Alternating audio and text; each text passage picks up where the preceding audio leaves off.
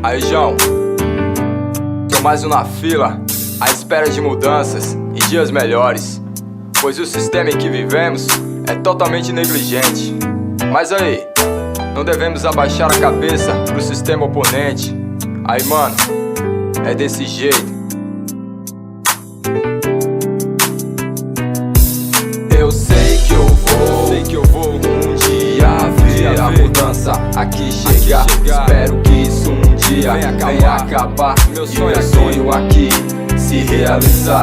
Eu sei que eu vou um dia ver a mudança aqui chegar. Espero que isso um dia venha acabar e meu sonho aqui se realizar. Ver meu povo na rua nessa condição me dá dor de cabeça, machuca meu coração. A cena é de revolta, abandono e aflição e discriminação por parte da população. É de pesar na mente tanta humilhação. Viver nessa situação é João, o caso é sério, eu não faço mistério. Ver meu povo desse jeito, sofrendo preconceito, amargura e desprezo. Ei, nego, é mais uma família sem rumo, sem trilha, vivendo a cada dia a mais dura correria. Então veja como sofre o povo da periferia. Vejo isso a cada dia, por isso escrevi essa melodia. É revoltante o descaso do governo aqui, é predominante, é natural, é normal, é constante. Eu sei que eu vou um dia ver a mudança aqui chegar. Espero que isso um dia venha acabar e meu sonho aqui se realizar. Eu sei que eu vou um dia ver a mudança aqui chegar. Espero que isso um dia venha acabar e meu sonho aqui se realizar. A pobreza e a miséria assolam esse lugar. Aqui não dá pra viver, nem sequer pra respirar.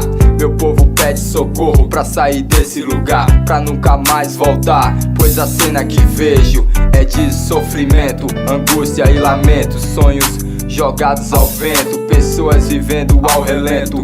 Olha só que constrangimento, enquanto o filho do bacana dorme tranquilo numa cama, longe do frio e da lama. O moleque do gueto dorme com fome, com medo, pede o sono e o sossego. Ei, nego, como posso compor letras de paz ou versos de amor? Pois onde quer que eu for, vejo sofrimento e dor, angústia e desamor. A vida é essa, negou.